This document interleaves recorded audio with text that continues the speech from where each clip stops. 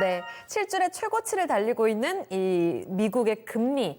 미국 금리 급등과 증시 상승을 연결고리를 짓는 뉴스들이 참 많습니다. 그래서 이런 질문이 또 나왔는데, 김정수 전문가님, 미 금리의 급등, 연일 급등하는 이 금리의 추세가 결국은 미증시의 추세 상승으로 이어지나요? 그걸 딱 결론 짓지는 않아야 될 것 같아요. 왜 그러냐면 우리가 이제 국채 금리가 연일 상승한다는 얘기는 다르게 얘기하면 국채 가격이 연일 하락하고 있다는 얘기거든요. 네. 채권이라는 거는 안정자산이잖아요. 거기에 더군다나 미국 채권은 세계 최고에서 안정성을 보유하고 있는 이 상품이라고 볼 수 있는데 그 값어치가 떨어진다는 얘기는 이제 이 머니가 위험 자산을 선호한다는 얘기죠. 네. 그게 그 위험 자산이 미국 증시로 갈 수도 있고, 네. 그다음에 다른 신흥국 증시로 갈 수도 있고. 그러니까 거기 꼭 미 증시의 상승에 비례한다라기보다는 아무래도 위험 자산으로 이제 돈들이 이동할 것 같은데 비교를 하겠죠. 우리나라나 뭐 중국이나 이런 쪽의 기대 수익이 더 큰지, 네. 미국 쪽의 기대 수익이 더 큰지 그런 거 비교를 하면서 그 시장에 대한 어떤 방향성에 대해서 이야기를 해야 될 것 같고요. 그게 꼭 미국 증시의 어떤 강세 이렇게 연결을 좀 해서는 안 될 것 같습니다. 그렇군요. 연결고리는 충분히 좀 풀어주셨어요. 그럼 이광무 전문가님, 지금 국채 가격이 떨어지고 그리고 금리가 올라가고 있는 것에 대해서 설명이 나왔는데 지금 미중 간의 합의가 잘 되면서 이런 기조가 나왔다라고 하거든요. 결국은 위험자산 선호 심리가 그럼 계속 이어진다고 봐야 되는 건가요? 위험자산 선호도로 바뀌는 모습들을 보여주는 거죠. 저는 이제 긍정적으로 보는데, 네.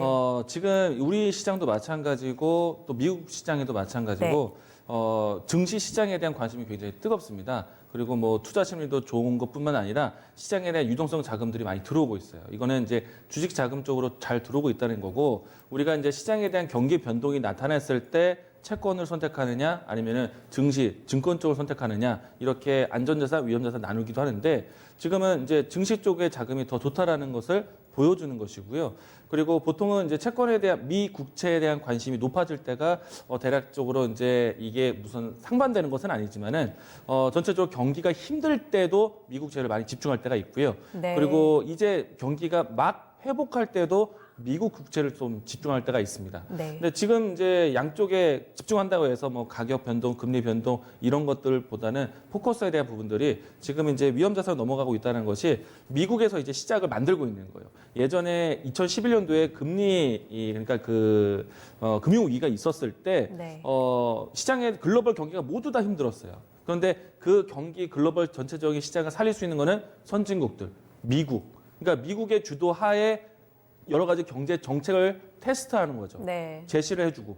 그렇기 때문에 미국에 대한 흐름들을 따져보게 되는데 지금 이제는 그 3분기까지 글로벌 경기가 안 좋았다는 측면이 컸어요. 네. 근데 이제부터는 이제 다시 돌아서려면은 미국에 대한 주도로 해서 미국에 대한 관심, 미국에 대한 지표를 보면서 보는 때가 맞는데 마침 여기서 증시에 대한 신고가 흐름이 배경이 되고 있어요. 그러면 자금에 대한 유동을 전체적인 글로벌 시장에 대한 투자 심리를 이쪽으로 옮기고 있다는 것을 보여주는 거고요.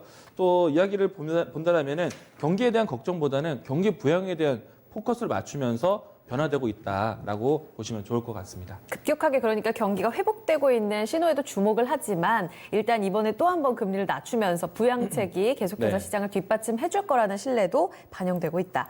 알겠습니다. 금리의 급등 그리고 증시의 상관관계에 대한 두 분의 의견 들어봤습니다.